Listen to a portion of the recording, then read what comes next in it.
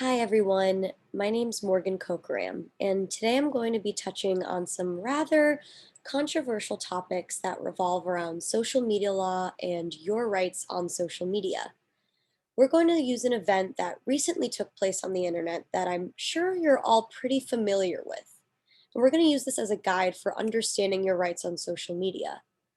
I know everyone has an opinion and a political point of view, but our goal today with this is not to coerce anyone to take sides, left, right, liberal, conservative, etc., but rather to use a historical event as a teaching point for social media users. So, with that in mind, let's get started.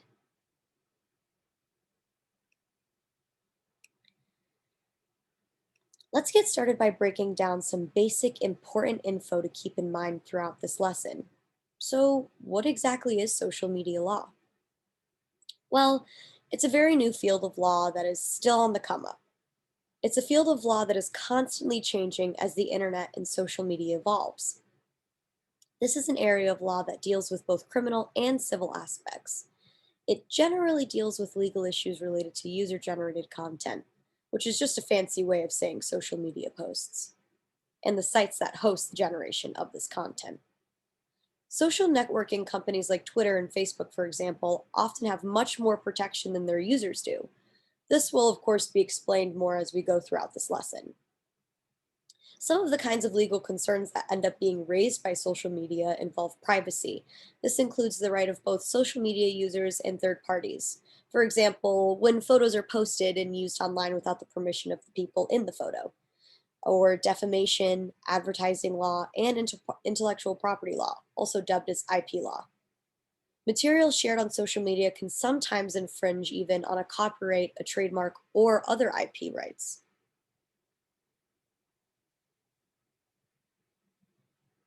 The First Amendment is perhaps one of the most well known amendments written by the framers of the Constitution, which was essentially created with the idea of creating a government that puts power in the hands of the people whilst making sure the government has a balance of power. It illustrates the rights we as citizens of the United States have. The First Amendment reads, Congress shall make no law respecting an establishment of religion or prohibiting the free exercise thereof, or abridging the freedom of speech or of the press, or the right of the people to peacefully assemble and to petition the government for a redress of grievances. Keep in mind the first five words of this amendment Congress shall make no law. These five words are going to become very important later on in the lesson.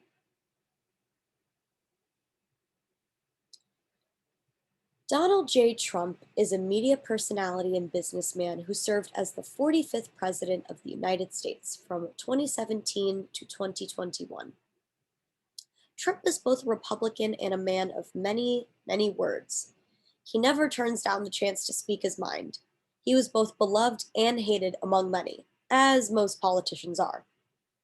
He's known for his bold, blunt, and controversial approach on addressing the public via social media. His favorite megaphone was Twitter. According to Statista, he would tweet on average about 35 times a day. One day he even tweeted a whopping 200 times. Talk about getting your message across. He often had his posts flagged for spreading false or misleading information. So, this is a part of the lesson where we dive into the controversy. Now, stick with me here, and remember we're simply using this event in history as a way to understand our rights on social media. Just a trigger warning for those listening January 6th, 2021 was a day like no other. It was meant to be the day that the Electoral College votes were certified from the 2020 election. However, it became a day that will forever be remembered as the day the United States Capitol was under siege by domestic terrorists, the day that the United States was attacked by its own citizens. Within moments after Donald Trump gave his speech to protesters at what he called the Save America March, it was abundantly clear that this was no longer a protest. Many did not attend this march with the intention to be peaceful. it quickly became violent and hateful. This initial protest was created for those who believed the election to be fraudulent. The groups that gathered for this act of terrorism were Trump supporters, QAnon conspiracy theorists, and radical hate groups such as the Proud Boys and white nationalists. The video you're about to watch is essentially a breakdown of what happened the day the Capitol building was attacked. It's an hour by hour timeline that explains how the Save America March somehow turned into an act of domestic terrorism. This video also starts to dive into the ban of Donald Trump on social media. Just another reminder that the content in this video is controversial, but again, it is meant to be a teaching point for this lesson. With that being said, let's watch.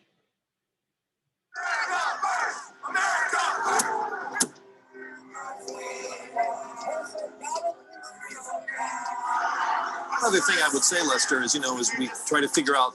Well, it looks now like the Capitol, the police. Yeah, Pete, let me break away from you a second because things are happening very quickly. The government did this to us. We were normal, good, law-abiding citizens. They no longer have been able to keep them back.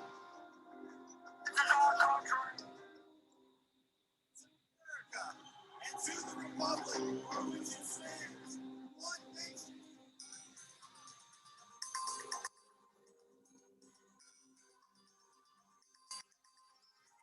Here, we're going to walk down to the Capitol. Down the mall, President Trump airing his grievances in front of his supporters at a rally nearby, and he was warning vengeance for Republicans who did not take his side in objecting to these results. On Capitol Hill, a joint session of Congress has broken into House and Senate chambers as they debate objections that arose from GOP lawmakers over the electoral results from Arizona. There's some protests happening down outside the Capitol. They appear to be Trump supporters who are frustrated with the outcome and are trying to breach some of that, those security perimeters around the Capitol. USA! USA!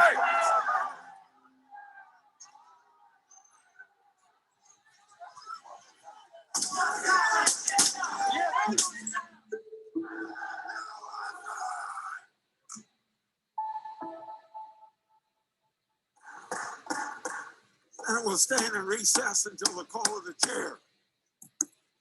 We'll pause. Protesters are in the building.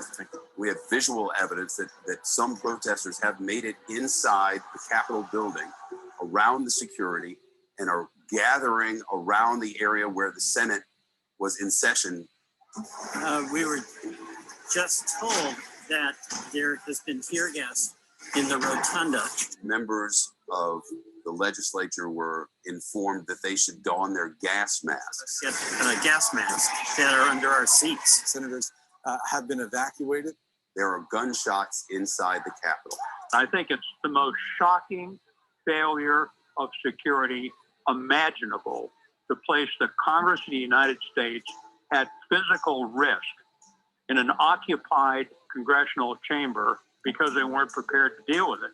There is a disturbing image at this moment of Capitol Hill police bringing out a victim who is bloodied from the Capitol. It's a heartbreaking day, and it needs to stop, and the president needs to be the first to help make it stop. What the hell was law enforcement on Capitol Hill thinking by not having secured the Capitol today? From the president, please support our Capitol Police and law enforcement. They are truly on the side of our country. Stay peaceful. First of all, are you and your colleagues safe right now? Yeah, everybody's safe. I don't want to give my location, but I'll tell you this is madness. And anybody that calls themselves a Republican like myself should be very ashamed right now. right over here, you can actually see right here, this is a caravan of vehicles from the Metropolitan Police Department. So this is not Capitol Police, this is not National Guard, this is District of Columbia Police. They came in their riot gear and entered the Capitol. We have seen others from the National Guard and other law enforcement agencies. And then in just the last few minutes, we also have seen some snipers. We are hours into a siege on the Capitol building of the United States of America, and we have not seen the President of the United States. Look, I can think of no greater failure by a commander-in-chief than to allow this kind of disturbance to continue and not stop it. Stormed the Capitol building. They are marching through now. An improvised explosive device has been found at the Capitol. It did not detonate. The federal agents have it, and it has not harmed anyone. An explosive device has been located at the headquarters of the Republican National Committee. That explosive device was real, was detonated by a bomb squad, and harmed no one. This has really been pouring gasoline on a fire, and we need to push back on this, not only on the rhetoric, but also on those extremist groups that are capitalizing on it. I call on this mob to pull back and allow the work of democracy to go forward. I call on President Trump to go on national television now to fulfill his oath and defend the Constitution and demand an end to this siege. What has happened today is unprecedented in American history. And when you have violent mobs storming the floor of the House of Representatives and the floor of the United States Senate, and the president's response is to say that he loves those people. It is absolutely counter to the Constitution and counter to the peaceful transition of power and the values on which this republic was built. This was much bigger than the individuals, Joe Biden and Donald Trump. It is way bigger than that. This was about democracy and our Constitution versus anarchy. We need to stay in session. We need to fulfill our constitutional duty and finish this process and ensure the 306 electoral votes for Joe Biden and Kamala Harris are certified. The Capitol building has been cleared. Now they're working to clear the Capitol grounds. Associated Press now reporting and NBC News reporting that the police have used tear gas and percussion grenades to begin clearing protesters from the U.S. Capitol. But at this time, something went wrong. I admit that. If I was up there, I deserve to be fired.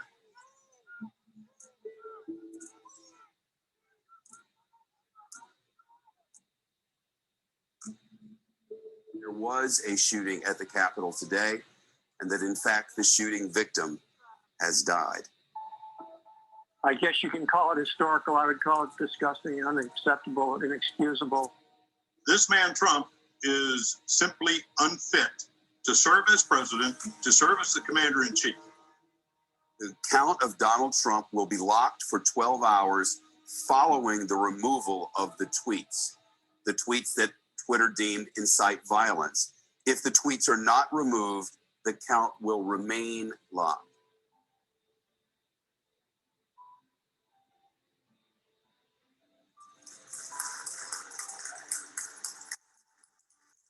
The United States Senate will not be intimidated. We will not be kept out of this chamber by thugs, mobs, or threats.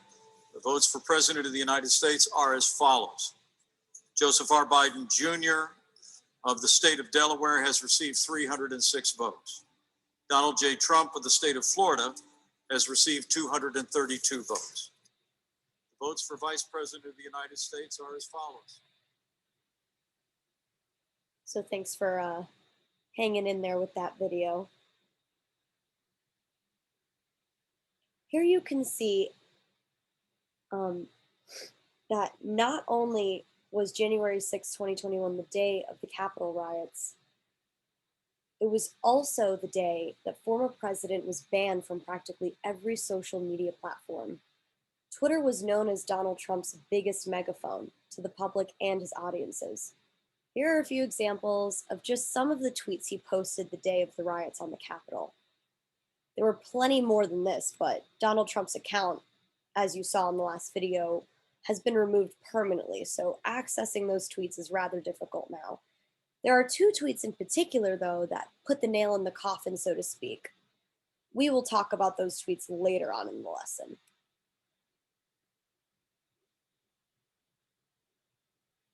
Here you can see every platform that banned or restricted Donald Trump. The platforms that went as far as to ban Trump were Twitter, Facebook, Instagram, Snapchat, Reddit, Discord, and Twitch. Other platforms listed here took a variety of different approaches, all of which amounted to restricting Donald Trump on their platform in some capacity. So there's also a social media platform made for conservatives called Parler, which is not shown here, but it's a conservative platform where Donald Trump was also very active, and so were his supporters.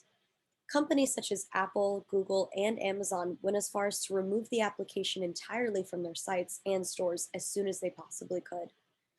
All of these companies had pretty much the same justification for the actions they took against Donald Trump, and that was to prohibit the spread of hate, misinformation, and anything that encouraged acts of violence, such as the ones that occurred on the day of the insurrection of the Capitol.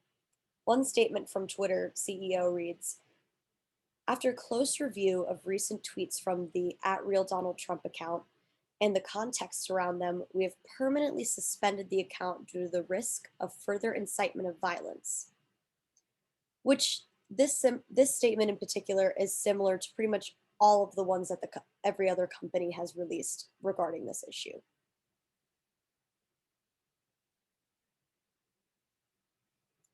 Here we have the argument for the ban. The justifications for the majority of the platform bans is that they believe that leaving Trump's account active would further incite violence within the community, saying that banning him or temporarily disabling his account is a step of precaution towards protecting the community. Let's watch this video really quickly to better explain the argument for the ban. Tonight, a deafening silence from the president's Twitter account in his waning days as commander-in-chief. Twitter, run by CEO Jack Dorsey, saying after close review of the president's recent tweets, it banned him due to the risk of further incitement of violence. Twitter specifically warning, quote, plans for future armed protests have already begun proliferating on and off Twitter, including a proposed secondary attack on the U.S. Capitol and state Capitol buildings on January 17th.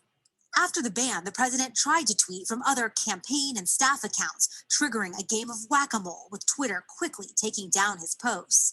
Many platforms have banned or restricted the president's accounts, including Facebook and Instagram, where he's blocked indefinitely and for at least the next 2 weeks. It's a sad day when big tech has more power than big government, that they can censor the president of the United States. Because Twitter is a private company, experts say the removal of the president for violating their rules is not a violation of the First Amendment. Twitter is absolutely allowed to silence the president, as is any other social media platform that can make their own rules. Whether it's silencing him, of course it's not. He could call a press conference. The ban, which many argue came too late, was also instigated in part by Twitter staffers pressuring executives to delete the president's account. One employee telling NBC News, "A lot of us are so happy and so proud to work for a company that did the right thing." How big of a difference does all of this make to stopping or at least reducing the disinformation pipeline, all of the conspiracy theories and false information that's out there? It doesn't really do much to take away that pipeline. What it does do is take away, a voice, at least on these platforms, to one of the most important voices of disinformation, which was the president. And Joe joins us now. Joe, is there another social media app the president could jump to? Yes, some of President Trump's allies say they are ditching Twitter and they're heading to smaller social networks like Parler, which is popular with right-wing extremists. But Google already making that a lot harder, suspending Parler from their app store, one of the largest in the world, until they address, quote, ongoing and urgent public safety threats. Jose? Hey, NBC News fans, thanks for checking. So here we have this point of contention, right, on the issue. The argument against the ban is that by banning or restricting Donald Trump on social media, companies such as Twitter and Facebook are censoring him and violating his First Amendment rights to freedom of speech. So let's see if this is true. The big question here is it true? Is it a fact that social media platforms such as Twitter violated Trump's First Amendment rights to freedom of speech? And the shocking answer here is no. But why? Let's see. So let's break this down into smaller, bite-sized pieces. So stick with me here, guys. How is banning Trump on social media platforms not, in fact, a violation of his First Amendment rights? Well, remember how earlier on in the lesson I told you to keep in mind the first 5 words in this amendment? Well, we're going to touch on why those first 5 words are so important here. The first 5 words of the amendment read, "Congress shall make no law." This means that the government cannot restrict speech, but companies such as Twitter and Facebook are not government entities. They are private companies, and they are therefore not subject to the restrictions outlined in the First Amendment of the Constitution. These private social media companies like Twitter are allowed to regulate their platforms and ensure users abide by the policies listed for their sites however they deem appropriate. Pretty crazy, right? Let's keep going.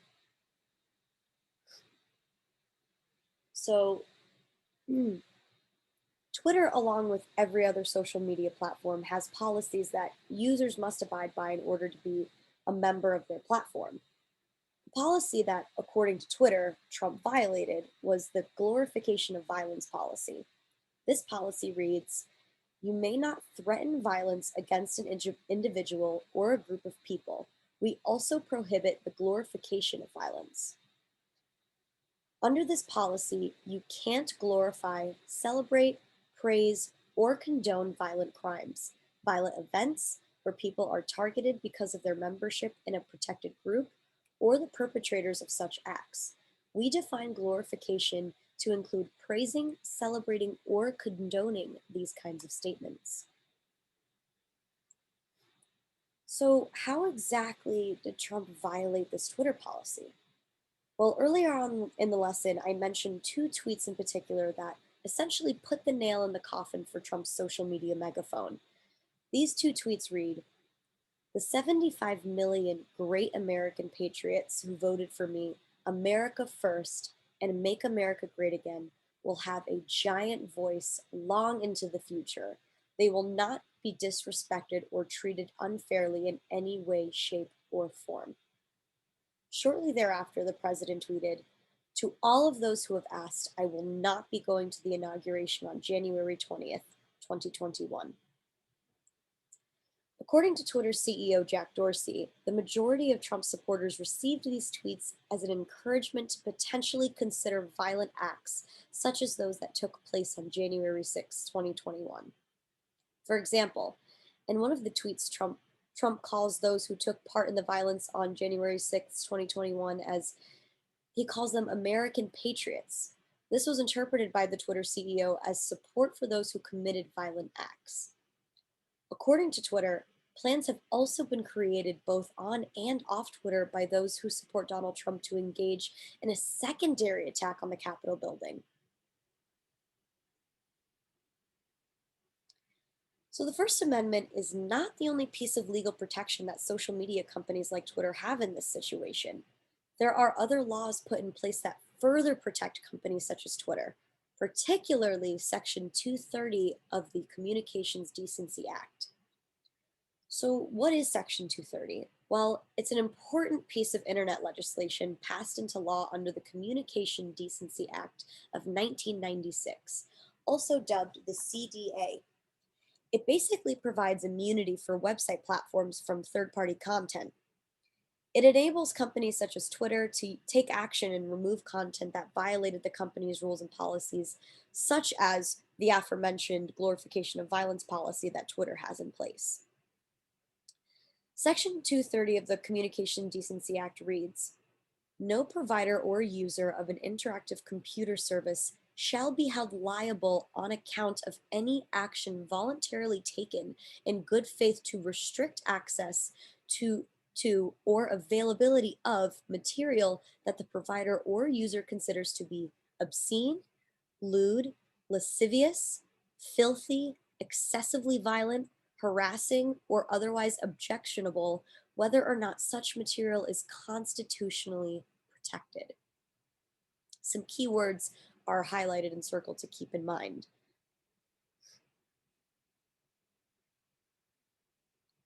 There are even more exceptions to the protection of free speech, which are illustrated in case law. Our first example is Schenck versus the United States. Justice Holmes concluded in this case that the First Amendment does not protect against speech that creates a quote-unquote clear and present danger of significant evil. This case birthed the concept known as the clear and present danger test, which allows for courts to have a distinction of what can be defined as a clear and present danger regarding free speech.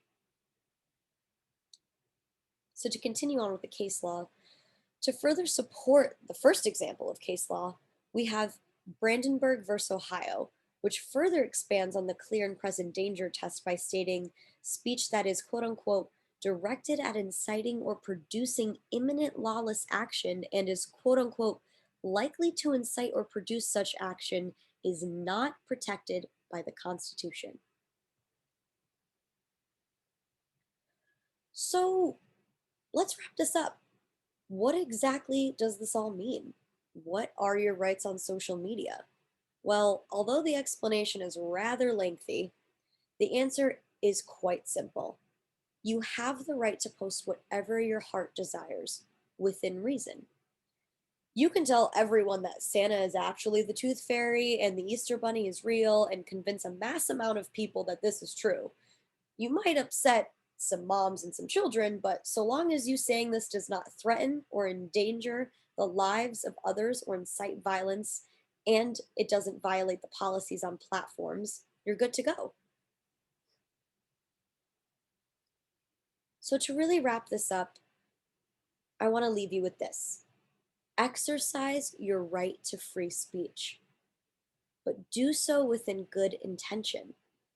Share your thoughts, but be kind and know the consequences. Your words can hold so much more weight than you think, and they can follow you online forever. Thanks so much for coming, guys, and I hope you enjoyed.